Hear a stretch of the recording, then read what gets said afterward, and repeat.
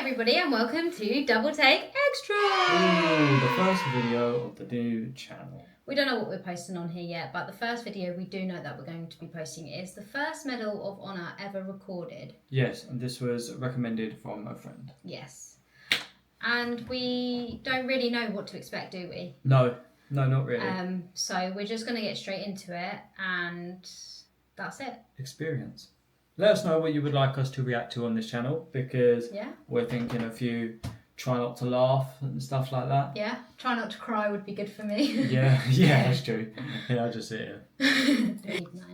Chapman, a U.S. Air Force combat controller, and the SEALs are attempting to rescue their lost teammate. You'll watch Chapman's heroic actions as he saves the lives of his entire SEAL team and then another 18 members of a quick reaction force, earning America's highest award, the Medal of Honor. Chapman and the SEALs exfil their MH-47 helicopter. John is the second individual to exit and immediately moves in the direction of the summit.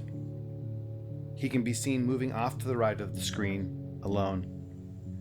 The team is taking heavy fire from every direction, as indicated by the arrows, as Chapman begins engaging targets. You can see spent cartridges ejecting from his M4. Chapman then begins closing with the enemy, forcing his way upslope in knee and thigh-deep snow. He is constantly under fire as he does this. Chapman's team leader begins to close on Chapman, following his trail through the snow. The dark mass above Chapman is a fortified bunker containing 2 enemy fighters, each armed with AK-47s, who are firing down on the team in the darkness. This bunker will come to be known as Bunker Number 1. To the left of the tree and Bunker 1 is another gray mass. This is a rock outcropping that came to be called the Boulder. Between Bunker 1 and this boulder can be seen the body of slain SEAL Neil Roberts, the man Chapman and the others are attempting to recover.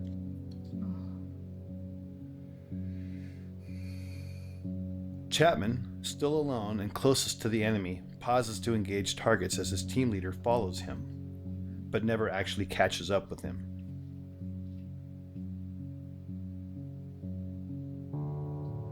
Chapman, on his own, now makes the decision to charge directly into the enemy bunker, despite withering point-blank fire. Chapman, now literally on top of the enemy, engages the 2 combatants and kills them, saving the lives of the remaining SEALs. He does this from a distance of no more than 10 feet. These actions, by themselves, earned him his first Medal of Honor. He then climbs into and takes control of the bunker. Having cleared the immediate threat, Chapman is then joined by his team leader in Bunker 1. You can then see Chapman and his team leader engaging the next bunker, known as Bunker 2, which is situated to the left edge of the screen. This bunker, manned by a handful of Chechen and Uzbek fighters, also contains a heavy PKM machine gun, hand grenades, and rocket-propelled grenades. John Chapman is shot twice at this time in the torso and collapses, incapacitated.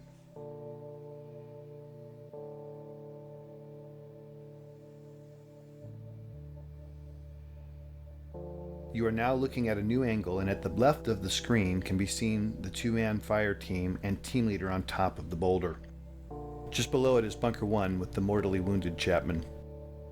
One SEAL can be seen firing his modified M60 machine gun from the hip into Bunker 2 on the right side of the screen until he is struck by grenade shrapnel and tumbles 10 feet off the top of the boulder, collapsing at the feet of his team leader, thus setting off a chain of events that would lead to the SEALs abandoning Chapman on the summit.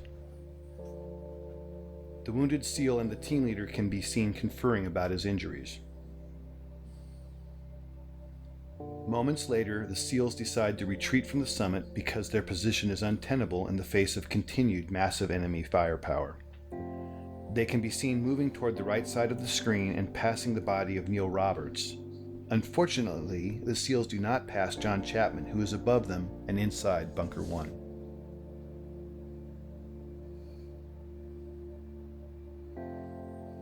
This angle shows 3 SEALs in a triangle. The larger black heat signature is a smoke grenade. Just to its left is a donkey and dead Al-Qaeda fighter killed by Chapman. The steepness of the mountain can be seen as the SEALs begin to slide down the near sheer face.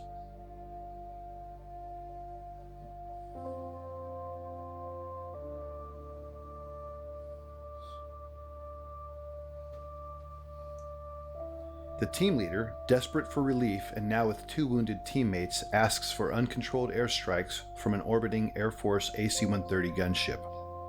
The impacts you see are from 105mm howitzer rounds being fired onto the ridgetop in order to save the remaining SEALs. Because neither the SEALs nor gunship know Chapman is alive, he is experiencing these detonations from his position. At approximately 5:20 in the morning, Chapman recovers and begins to engage the enemy. Bunker 1 is on the right side center of the screen and Bunker 2 to the left near the screen center. It will never be known what caused his incapacitation and recovery. Of the 2 rounds that originally wounded him, at least 1 was mortal, and at this time he is experiencing severe blood loss and shock. Despite that, he begins his one-man stand against 24 enemy combatants. During this time, Chapman initiates a series of radio calls, many of which are heard by a fellow combat controller and teammate of his and Delta Force operators on a nearby summit. Despite this combat controller's replies, Chapman never acknowledges whether because of damage to his equipment or himself will never be known. This new angle and footage shows Chapman at the top, identified by the green dot under the tree at Bunker 1. The lower center of the screen shows the first enemy fighter who is about to charge Chapman in the hopes of killing the American. The timestamp at the bottom shows it is now 6:05 in the morning and fully light. He's been fighting alone now for 40 plus minutes and has received more gunshot and shrapnel wounds as a result of the fierce combat. This scene shows the second of several enemy charges. In this stunning display of determination and courage, Chapman can be seen fighting hand to hand with the fighter. In the larger screen display can be seen additional enemy moving on to the summit. But right now, John Chapman is fighting for his life. 6 minutes later, in this new shot, Chapman can hear another helicopter approaching the summit. He is in the bottom center of the screen underneath the tree and can be seen in the magnified inset box as he begins his desperate final stand to save the lives of the 18 men on the helicopter. The red dots are enemy fighters. John begins engaging the enemy in multiple directions and is rapidly approaching the last of his ammunition.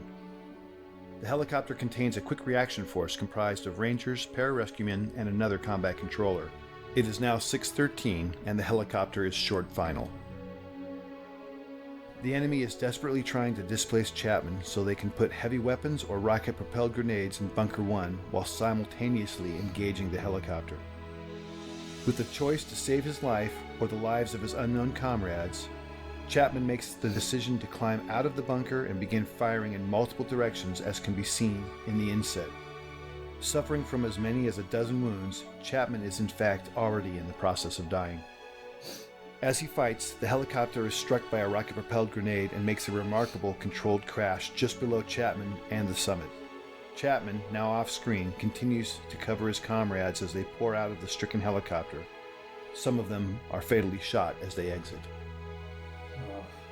These images, with Chapman fighting the enemy at close quarter, are the last to show him alive and in this heroic act, thus qualifying for his second Medal of Honor.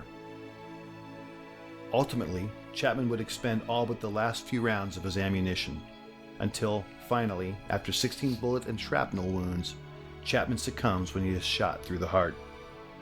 We will never know his final thoughts or words, but what we do know is his decisions and actions single-handedly saved the lives of 23 comrades.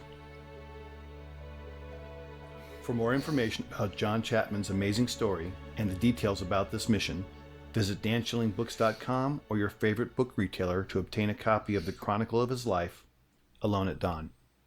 Wow. Wow. Honestly, I'm speechless.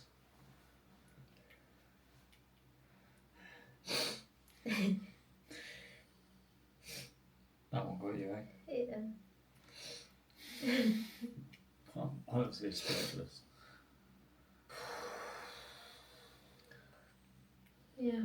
It's like, I don't understand how one person can go through all that. like how brave he must have been, like to even do that. Do you know what I mean? Like he must have actually, like deep down, he must have been so scared. Oh, 100%. Yeah. He just fought through it though. Yeah, like he put his other teammates and stuff like above his own life. That is ridiculous. It's ridiculous. Yeah, I honestly, I'm just speechless. I don't know what to say. It's nothing short of heroic. You know what I mean? It's like real life heroes. Yeah. I think like we're just lucky that we have such brave people in the world. Yeah. So if you want someone to have your back, it's that guy, Chapman. Oh, I just like all I can think about is like he must have been so like I don't know. Was he scared? Like, do you know? Or would it be like adrenaline like takes over and? Yeah. What was that movie that we watched? Where you said it was like from the one, almost like a one shot the whole way through. 1917. Yeah, it gave me like, I know it's probably not nowhere near the same, but it gave me that sort of vibes. You know what I mean? I could picture it in my head like that. Yeah. And it's just, it makes it so real, doesn't it? It's like he just didn't give up. Like he could have easily just given up. Like he just laid there. Do you know what I mean? Yeah. Like he didn't give in until he couldn't do any more. Yeah. Insane. Absolutely insane. Well, Try Not to Cry is not going very well. Yeah. Thank you for recommending this. Please recommend some more in the comments down below, whatever you want us to react to. Yeah. And we'll see you in the next one. Thank you for watching. Goodbye. Tell me how you really feel. Don't hold back now, just 'cause I'm around now. Don't start to back down. Tell me how you really feel, like I wasn't here.